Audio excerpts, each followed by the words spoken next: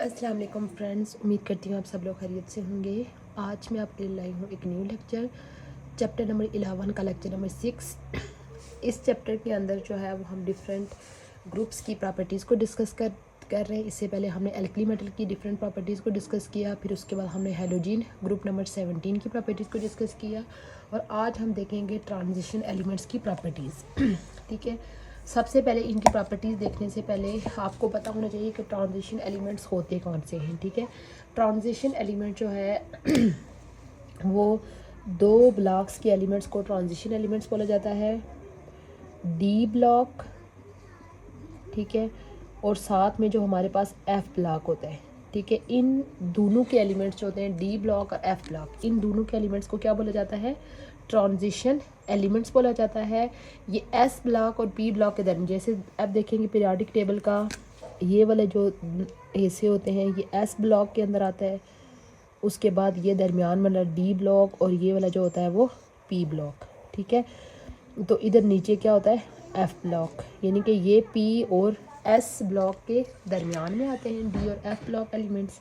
ठीक है, तकरीबन अगर हम ग्रुप्स की बात करें तो ग्रुप नंबर 3 से लेके ग्रुप नंबर 3 से लेके ग्रुप नंबर 12। ठीक है, ग्रुप नंबर 3 यानी कि ये हमारे पास इस तरीके से ये होता है पहला ग्रुप, ये होता है 2, उसके बाद यहाँ से होता है 3, इधर से लेके तकरीबन यहाँ तक होता है ग्रुप नंबर 12। तो ये जो एलिमेंट्स होंगे ये सारे किसके अंदर आते हैं? ट्रांजिशन एलिमेंट्स के अंदर आते हैं। तो इनके जो वैलेंस शेल इनको देखेंगे डी और एफ ब्लॉक, आपको पता है कहा क्यों कहा जाता है कि क्योंकि जो इनके वैलेंस इलेक्ट्रॉन होते हैं वो किस सब शेल के अंदर होते हैं? Valence electron. ठीक है, अगर वो डी ब्लॉक से तल्लुक़ रखता है वो एलिमेंट, तो उसके जो वैलेंस इलेक्ट्रॉन होंगे वो डी सब शेल के अंदर होंगे, डी सब शेल, और दूसरा एफ सब शेल, दोनों के अंदर जो है ये हो सकते हैं। ठीक है, कौन से ग्रुप नंबर ट्रांजिशन एलिमेंट्स के जो एलिमेंट्स होंगे उनके जो वैलेंस इलेक्ट्रॉन होंगे वो या तो डी सब शेल के अंदर होते हैं, या अगर डी सब शेल के अंदर हैं तो वो हमारे पास डी ब्लॉक का एलिमेंट होगा, और एफ सब शेल के अंदर आ रहे हैं इलेक्ट्रॉन तो वो एफ ब्लॉक का एलिमेंट होगा। ठीक है, अब ये जो ट्रांजिशन एलिमेंट्स होती हैं इनकी डिफरेंट करेक्टरिस्टिक्स होते हैं, उनमें से कुछ करेक्टरिस्टिक्स को हम डिस्कस करेंगे। कुछ ट्रांजिशन एलिमेंट्स के हम एग्जांपल देख लेते हैं। जैसे हमारे पास ट्रांजिशन एलिमेंट होता है Fe, जिसको फेरस भी बोलते हैं और आयरन भी बोलते हैं। ठीक है, उसके बाद एक होता है कोबाल्ट, उसके बाद Ni निकल, Cu copper, Zn zinc, Ag हमारे पास हो गया सिल्वर, और Au हमारे पास क्या हो गया? गोल्ड। ठीक है, ये डिफरेंट एग्जांपल हैं ट्रांजिशन एलिमेंट्स की। अच्छा, अब इनकी प्रॉपर्टीज़ हम डिस्कस कर लेते हैं। ठीक है, पहली इनकी प्रॉपर्टी है डेंसिटी। अब ट्रांजिशन एलिमेंट्स के देखेंगे, जैसे हम पीछे हैलोजन्स के में हम ट्रेंड पढ़ते आए थे कि top to bottom densities increase हो रही हैं, डिक्रीज़ हो रही है। इनका कोई ख़ास ट्रेंड नहीं है। ठीक है, आलमोस्ट जितने भी एलिमेंट्स हैं इनकी सब की डेंसिटीज़ कभी कुछ की ज़्यादा हैं कुछ की कम है। ठीक है, लेकिन इनकी डेंसिटी ज़्यादा ही होती है। ठीक है, क्योंकि इनके एटॉमिक मैसेज ज़्यादा, क्योंकि आपको पता है कि ये देखें कि ग्रुप नंबर 3 से 12 तक आ रहे हैं, तो डेंसिटी का तल्लुक़ आपको पता है कि डायरेक्ट मैस के साथ होता है। ये जितने भी एलिमेंट्स होते हैं इनके सबके ज़्यादा मैस ही होते हैं। ठीक है, तो ज़्यादा मैस होने की वजह से इनका क्या होता है? डेंसिटी क्या होती है? हाई डेंसिटी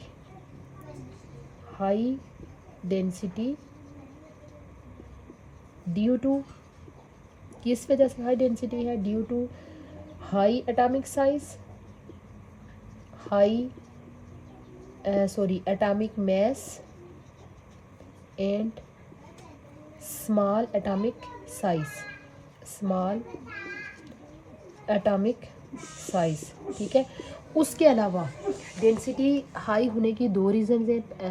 पहली रीज़न है इनका एटॉमिक मैस ज़्यादा होता है और साथ में साइज़ कम होता है। आपको पता है कि डेंसिटी का मैस के साथ डायरेक्ट रिलेशन है और साइज़ के साथ इन्वर्स रिलेशन है। ठीक है, उसके बाद दूसरा ये जो होते हैं ये सॉलिड फॉर्म में होते हैं। ठीक है, क्लोजली पैक सॉलिड होते हैं। ठीक है, कौन से ट्रांजिशन एलिमेंट्स की बात कर रही हूँ, क्योंकि जितने भी ट्रांजिशन एलिमेंट्स होते हैं वो क्लोजली पैक्ड सॉलिड होते हैं। और आपको पता है कि जो चीज़ें सॉलिड चीज़ें होती हैं उनकी डेंसिटी वैसे भी क्या होती है, ज़्यादा होती है, ठीक है। इसी वजह से ओवरऑल हमारे पास जो ट्रांजिशन एलिमेंट्स हैं इनकी डेंसिटी क्या होती है, हाई है। किन चीज़ों की वजह से, उनके कम एटॉमिक साइज़ की वजह से, ज़्यादा मैस की वजह से, और क्लोजली पैक्ड सॉलिड स्ट्रक्चर की वजह से, ठीक है। ये मोस्टली मेटेलिक फॉर्म में होते हैं। अच्छा, उसके बाद अगर हम इनकी दूसरी प्रॉपर्टी देखें, मेल्टिंग पॉइंट, मेल्टिंग पॉइंट।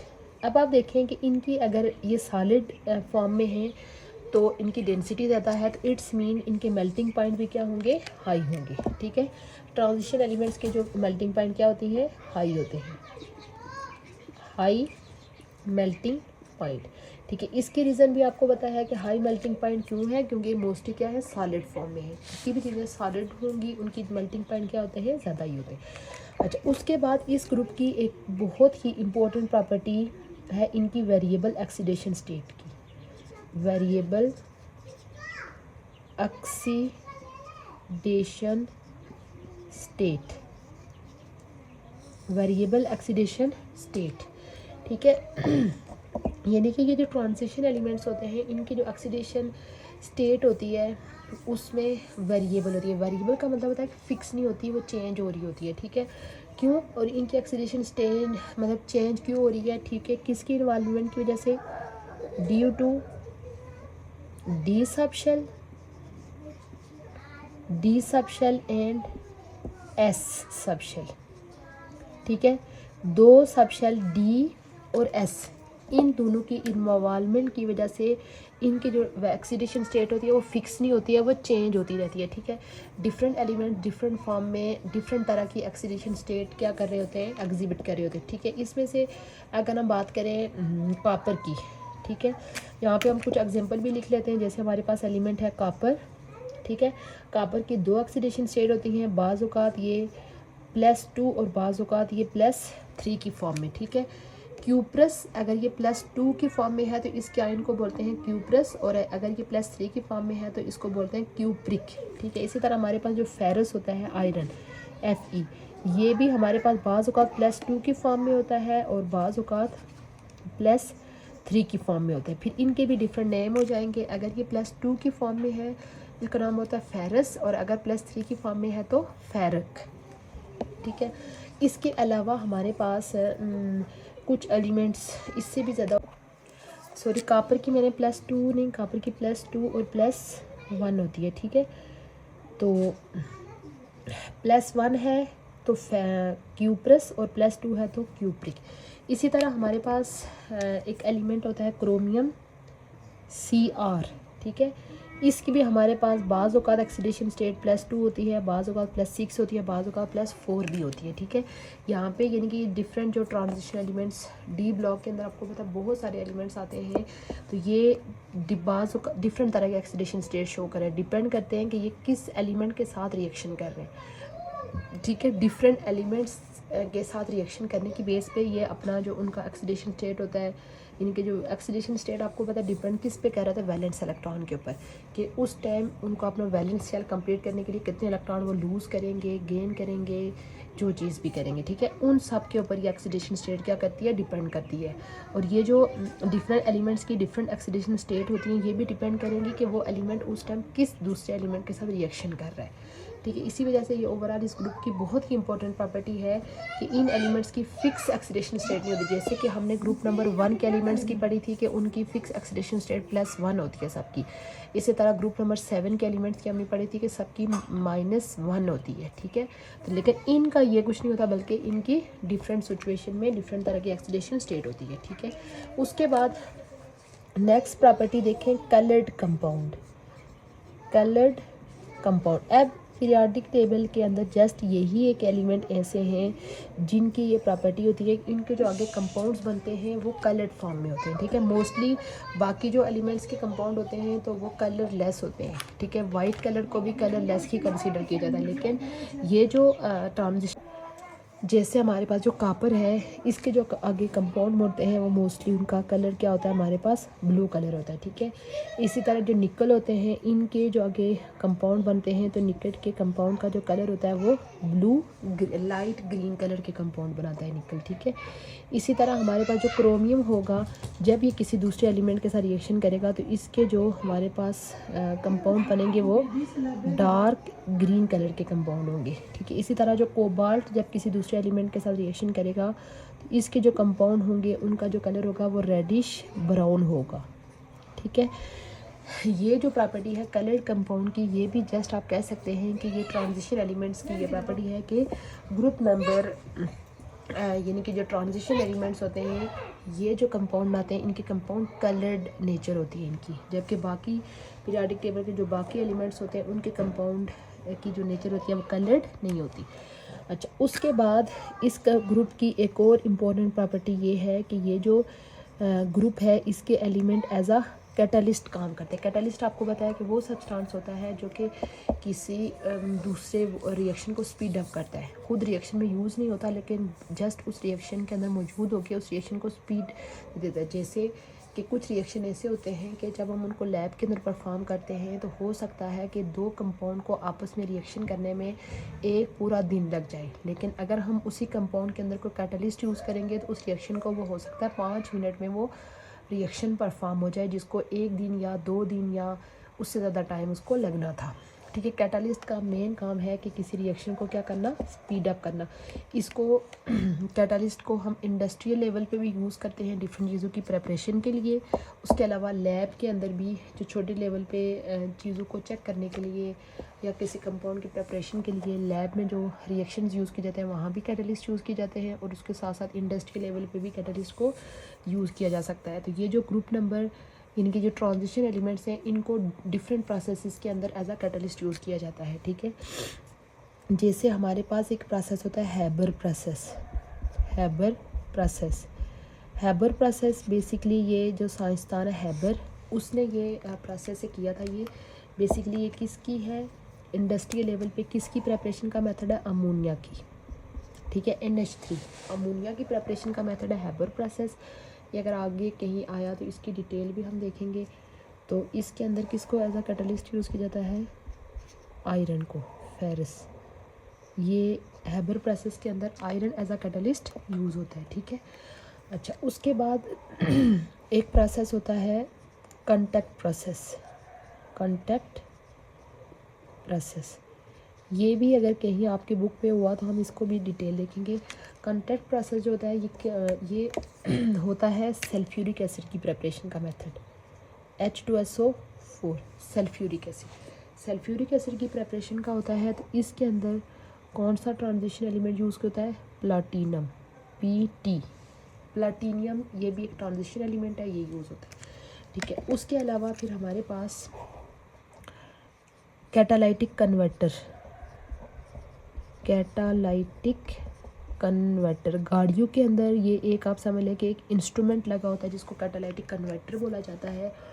वो जो कैटालाइटिक कन्वर्टर होते हैं बेसिकली वो भी यही होते हैं, वो भी यही ट्रांजिशन एलिमेंट्स के बने हुए होते हैं, और इनका काम होता है कि गाड़ियों के अंदर से हार्मफुल गैसेस की इमिशन को रोकना। तो अब गाड़ियों में कौन से दो एलिमेंट को as a catalytic conduct use किया जाता है, एक हमारे पास प्लाटिनम और दूसरा होता है प्लाडियम, PD। प्लाटिनम और प्लाडियम, इन दो एलिमेंट्स को ऑटोमोबाइल्स के अंदर as a catalytic converter use किया जाता है, और इनका काम होता है गाड़ियों से नुकसानदा गैसों को इमिट होने से रोकना। अच्छा, उसके अलावा हमारे पास एक और प्रोसेस है मारग्रीन मैन्युफैक्चरिंग, यानी कि मारग्रीन भी एक केमिकल है। जब इसकी मैन्युफैक्चरिंग की जाती है तो उसके अंदर निकल को जो है वो एज अ कैटलिस्ट यूज़ किया जाता है। यहाँ पे कौन सा कैटलिस्ट यूज़ किया जाता है, निकल। यहाँ पे आप देख सकते हैं कि हमने ट्रांजिशन एलिमेंट्स की डिफरेंट प्रॉपर्टीज़ को डिटेल में डिस्कस की है, ठीक है। इस लेक्चर का सम अप कर लेते हैं। आज हमने सबसे पहले देखा कि ट्रांजिशन एलिमेंट्स होते कौन से हैं, T ब्लॉक और F ब्लॉक के एलिमेंट्स को ट्रांजिशन एलिमेंट्स बोलते हैं। आगे इनकी भी डिफरेंट टाइप्स होती हैं transition elements, inner transition, outer transition. उसके बाद और भी इनके डिफरेंट टाइप्स है, लेकिन वो आपके लेवल के मुताबिक नहीं है। अगर आप में से कोई आगे फर्स्ट सेकंड में केमिस्ट्री पढ़ता है तो वहाँ पे इनकी फर्दर डिटेल है, लेकिन हम यहाँ पे जस्ट वो चीज़ें पढ़ेंगे जो कि आपकी केमिस्ट्री के अंदर आ रही है। तो ये डी ब्लॉक एफ ब्लॉक के एलिमेंट्स को ट्रांजिशन एलिमेंट्स बोला जाता है। ग्रुप नंबर 3 से लेकर 12 तक के एलिमेंट्स इसके अंदर आते हैं। तो अगर हम इनके वैलेंस इलेक्ट्रॉन की बात करें तो इनके वैलेंस इलेक्ट्रॉन या तो डी सब शेल के अंदर होते हैं या तो एफ सब शेल के अंदर होते हैं। उसके बाद फिर हमने इनकी डिफरेंट प्रॉपर्टीज़ देखी। इनकी डेंसिटी हाई होती है क्योंकि ये मोस्टली सॉलिड फॉर्म में होते हैं, क्लोजली पैक्ड सॉलिड होते हैं, और ये मेटेलिक फॉर्म में होते हैं, ठीक है। उसके अलावा इनके मेल्टिंग पॉइंट हाई होते हैं क्योंकि ये सॉलिड स्ट्रक्चर है। इनकी डेंसिटीज़ क्या होती हैं, वेरिएबल होती हैं, फिक्स नहीं होती, चेंज होती रहती हैं due to involvement of d electrons and f electrons, ठीक है, sorry s electrons. S subshell और डी सब शेल की वजह से इनकी डेंसिटीज़ क्या होती हैं, चेंज होती रहती हैं। उसके अलावा फिर हमने देखा कि इनकी एक और इम्पॉर्टेंट प्रॉपर्टी है कि इनके जो कंपाउंड बनाते हैं उनकी नेचर कलर्ड होती है। जैसे कॉपर ब्लू कलर के कंपाउंड बनाता है, निकल लाइट ग्रीन कलर के, chromium dark green, cobalt reddish brown. उसके अलावा फिर हमने देखा कि ये जो ट्रांजिशन एलिमेंट्स होते हैं ये दूसरे रिएक्शंस के अंदर एज अ कैटलिस्ट यूज़ होते हैं। जैसे हमने देखा कि हैबर प्रोसेस में फेरस यूज़ होता है, मार्गरीन की मैन्युफैक्चरिंग में निकल यूज़ होता है, कंटैक्ट प्रोसेस में प्लाटीनियम यूज़ होता है, और उसके अलावा कैटालिटिक कन्वर्टर के तौर पर प्लाटीनियम और प्लाडियम यूज़ होते हैं। ये था हमारा आज का लेक्चर जिसमें हमने ट्रांजिशन एलिमेंट्स की डिफरेंट प्रॉपर्टीज़ को डिस्कस किया। उम्मीद करती हूँ आपको आज का लेक्चर अच्छा लगा होगा। इंशाल्लाह बहुत जल्द मैं इसी चैप्टर के न्यू लेक्चर्स के साथ हाजिर होंगी। तब तक के लिए अल्लाह हाफिज़।